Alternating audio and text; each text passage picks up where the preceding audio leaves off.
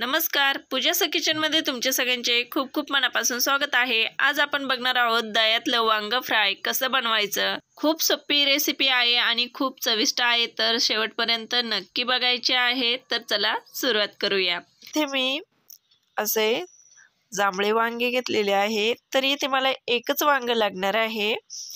तर आता हे वांग आपल्याला स्वच्छ धुवून घ्यायचं आहे आणि सगळ्यात आधी आता आपल्याला मसाला तयार करून घ्यायचा आहे। हळद पावडर पाव चम्मच, अर्धा चम्मच गरम मसाला, प्रवीण मसाला अर्धा चम्मच, मिरची पावडर अर्धा चम्मच, पाव चम्मच हिंग आणि लसूण अद्रकची पेस्ट करून टाकायची आहे। चवीप्रमाणे मीठ टाकायचं आहे आणि इथे फ्रेश दही घेतलेलं आहे मी, घरगुती दही आपल्याला टाकायचंच आहे। दह्याने खूप छान चव येते आणि लसूण अद्रकची पेस्ट पण आपल्याला टाकायची आहे। इथे पाण्याचा थेंबभर पण वापर करायचा नाही। जे दही टाकलेलं आहे त्यातच आपल्याला हे मिश्रण असं करून घ्यायचं आहे आणि एकजीव मिश्रण करून ठेवायचं आहे। आता हे वांग आपल्याला स्वच्छ धुवून घ्यायचं आहे आणि त्याचे देठ काढून आपल्याला असं मधोमध चिरून घ्यायचं आहे। आता इथे वांग फ्राय आपल्याला जो करायचा आहे ना, त्यासाठी अशा चकल्या करून घ्यायच्या आहे। चकल्या तुमच्या आवडीप्रमाणे तुम्हाला करायच्या आहे, जाड पातळ। शक्यतो या चकल्या जर तुम्ही पातळ केल्या ना अशा, तर खरंच खूप छान होत्या आणि पटकन फ्राय पण होत्या। तर तुम्ही बघू शकता मी अशा 4-5 चकल्या अशा एकदम पातळ केलेल्या होत्या आणि 2-3 चकल्या मी अशा थोड्याशा जाड पण केलेल्या होत्या। तर तुम्ही बघू शकता थोडं युनिक पद्धतीचं जर असं वांग फ्राय आपण जर केलं, हे दह्यातलं वांग खरंच खूप छान लागतो। तर इथे मी घेतलेला आहे अर्धी वाटी रवा। आता इथे सगळ्यात आधी आपल्याला जी काप असते वांग्याची, ती ह्या मसाल्यामध्ये अशी टाकून त्या कापेला असं दोन्हीकडून पण मसाला लावून घ्यायचा आहे चमचेच्या साहाय्याने। तुम्ही बघू शकता या पद्धतीने असा मसाला लावून झाला की आपल्याला ते गऱ्यामध्ये असं टाकून घ्यायचं आहे, म्हणजे थोडंसं प्रेस करून घ्यायचं आहे, जेणेकरून असा गरा त्याला चिटकून बसेल। अशा पद्धतीने मी ह्या सगळ्या फोडींना ह्याच पद्धतीने असा मसाला लावून घेणार आहे आणि रव्यामध्ये डिप करणार आहे, म्हणजे थोडंसं असं दाबून घेणार आहे त्यामध्येच रवा। तर तुम्ही बघू शकता या पद्धतीने दोन मी अशा फोडी ह्या केलेल्या आहे। तर चला आता पटकन आपण सगळ्या पण फोडी अशाच करून घेऊया। तर ही रेसिपी खूप छान आहे, पूर्ण बघा आणि सबस्क्राईब केलं नसेल तर लगेच सबस्क्राईब करा। असेच नवनवीन व्हिडिओ बघण्यासाठी पूजाचं किचनला लाईक शेअर कमेंट नक्की करत जा। तर चला आता सगळ्या काप अशा आपल्या झालेल्या आहे। आता पॅन गरम करायला ठेवलेला आहे आणि त्यावर तेल टाकून मस्त तेल पण आता गरम होऊन द्यायचं आहे।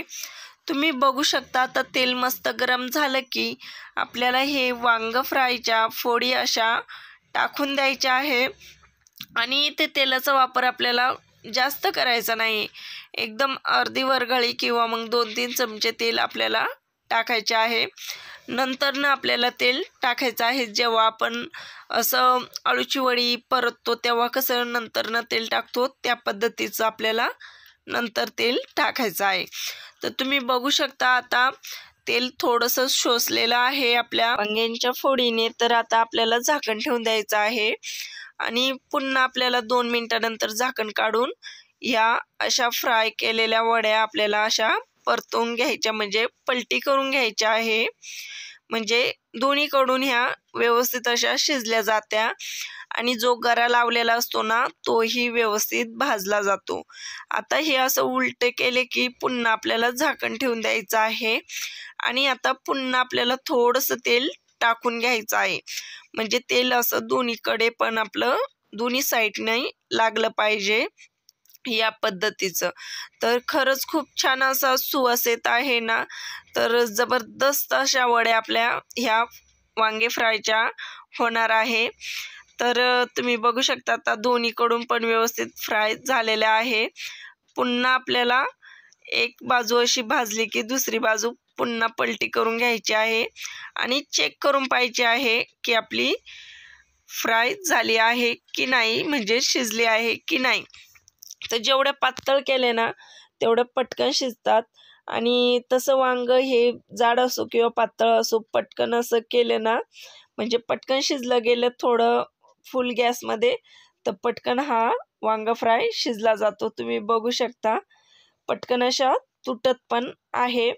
तर अशा पद्धतीच्या तुम्ही पण नक्की फ्राय करून बघा. चला आता ज्या राहिलेल्या त्याही आपण पटकन करून घेऊया. थोडंसं तेल टाकून पुन्हा त्या ज्या आपण फ्राय केलेल्या म्हणजेच मसाला वगैरे लावून ठेवलेल्या त्या यावर टाकून घेऊया. तरी ह्या वड्या थोड्याशा मोठ्या आहे, मोठा आकार धरलेला आहे, त्यामुळे ह्या मी लास्टला 3 तळून घेत आहे, अशा भाजून घेत आहे. तर तुम्ही बघू शकता आता पुन्हा आपल्याला यावर झाकण ठेवून द्यायचं आहे. आणि त्याच जशी पहिली प्रोसेस केली ना त्याच प्रोसेसने आपल्याला अशा पलटी करून घ्यायच्या आहे आणि थोडंसं तेल टाकून पुन्हा व्यवस्थित अशा भाजून द्यायच्या आहे. इथे आपल्याला जास्त तेलाचा जर तुम्ही वापर केला ना तर तुमचा रवा डायरेक्ट असं ते वांग्याला सोडून असा साईडला होईल. त्यामुळे तेलाचा वापर इथं आपल्याला खूप पण करायचा नाहीये आणि खूप कमी पण करायचा नाहीये. तर बघू शकता अशा खालून आता व्यवस्थित फ्राय झालेल्या आहे. आता झाकण काढल्यानंतर आपण पुन्हा पलटी करून घेऊया. तर पलटी करत्या क्षणी तुम्ही बघू शकता मसाला आणि आपला रवा किती मस्त झालेला आहे. दिसण्यावरूनच समजतं की शिजलेल्या आहेत. तर पुन्हा 2 मिनिटं झाकण ठेवून दिलेलं आहे आणि आता चेक करून बघूया, मस्त शिजलेले आहे. तर चला आता पटकन एका स्वच्छ भांड्यामध्ये काढून घेऊया. तर ह्या वड्या तुम्ही आपल्या फ्राय केलेल्या तुम्ही ह्या पोळीसोबत खाऊ शकता, रायत्यासोबत खाऊ शकता आणि अशा पण खाऊ शकता. खूप छान लागतात. आणि यावर जर कांदा टाकून घेतला ना खरंच खूप छान, कांद्यासोबत तर जबरदस्त वड्या लागतात ह्या. आणि त्यावर मी टाकलेली आहे अशी 2-3 मिरच्या अशा एकदम बारीक चिरून. तर इतकं जबरदस्त ही रेसिपी झालेली आहे. ही रेसिपी तुम्ही आवर्जून करा आणि एक लाईक तर नक्कीच करा. तर एक घास असा मी खाऊन दाखवते आणि टेस्ट पहिली तर करून बघते. वा, खरंच खूप छान झालेली आहे. नक्की लाईक करा, कमेंट करा, शेअर करा. थँक्यू.